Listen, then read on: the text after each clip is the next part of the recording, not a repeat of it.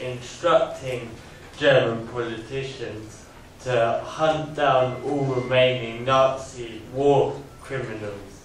And in the article I wrote in response to that, I simply stated that if it was war criminals Mr.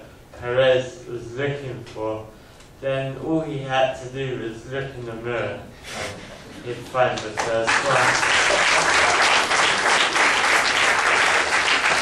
But in response to that article, a man in the UK working for a very right-wing organisation wrote an article about me in the Guardian comment section saying that I was anti-Semitic and a supporter of terrorism and the usual claims. But that wasn't what angered me.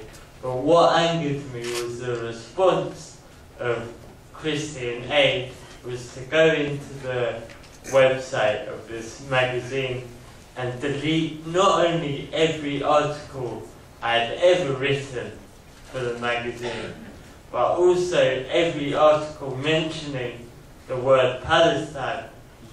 Now, a friend of mine, unfortunately he is not here tonight, but a rapper from London called Loki, who some of you may have heard of, is writing a letter to Christian Aid in protest against that decision. So if you'd like to sign that letter, I think the organisers will hand out some paper and you can just write your name and email address. But in regard to this question as to how we can combat this, I think this is part of a growing campaign we're seeing to suppress pro-Palestinian voices.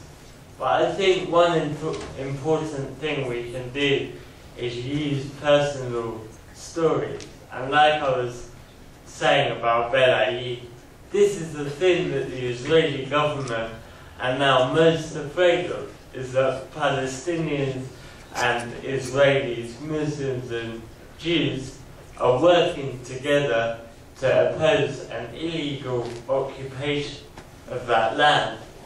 Now, for example, while I was in Betleim, a friend of mine from the village, a man called Iyad, wrote a call out to people from around the world to make regular direct actions or regular demonstrations in support of the demonstrations happening in Betleim and other villages in the West Bank.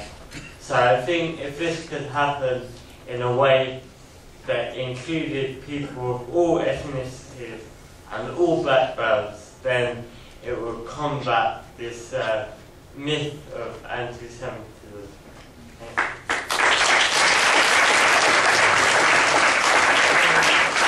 Any comments on the last question?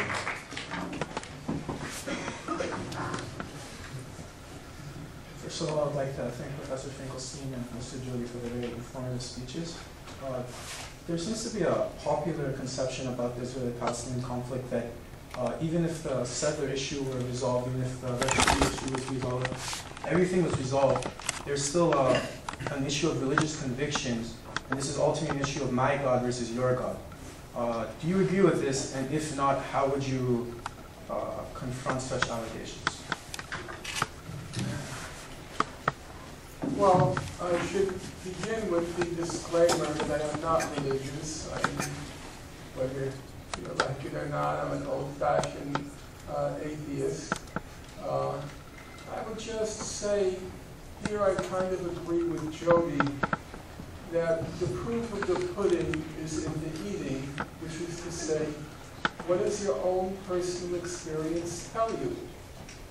I started going to the occupied territories in August 1988. And it's true, when I first went there, I was something of a novelty. I was Jewish and I was American, and yet I was making a clear statement that I was opposing Israeli policy in the occupied territories. And people raised eyebrows, and there was some suspicion about me. You could say that was also true the second time I went, in 1989. But by 1990, the only reaction from people when I came back was, oh, Norm's back. It was a little bit underwhelming, a little bit battling to the ego that nobody could care less that I was over there. But the idea that there is this deep-seated hatred or animus towards Jews in the occupied territories is simply not supported by the experience of any Jewish person I know who's gone to be there.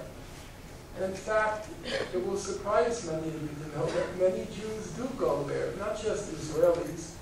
Some of you have heard of what's called the International Solidarity Movement, the very heroic young people, roughly of Jodey's age cohort, who put their lives on the line to enable Palestinians to go fish, to enable Palestinians to harvest their crops. And about 20 to 30% of the ISM people, as they're called, about 20 to 30% are Jewish. And nobody comes back with harrowing tales of anti-Semitism and fearing for their life. It's just not true. I can't prove it any more than to say that that's been my experience and the experience of everybody else I know who's been over there. Right, that was the last question, so we're going to end on that note.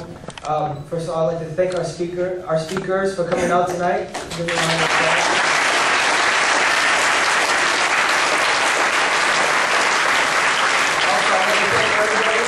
here for coming out to this event. As part of our Israeli Apartheid Week, we're making a call to boycott, divest, and sanction the apartheid state of Israel. We have petitions outside on the table that you can sign. There's also a lot of merchandise you can buy. We have Dr. Finkelstein, his latest book, This Time We Went Too Far, also outside for purchase. You can buy it. And again, so I thank you and I thank our speakers for being out here tonight. Assalamu alaikum. Jazakumullah khair.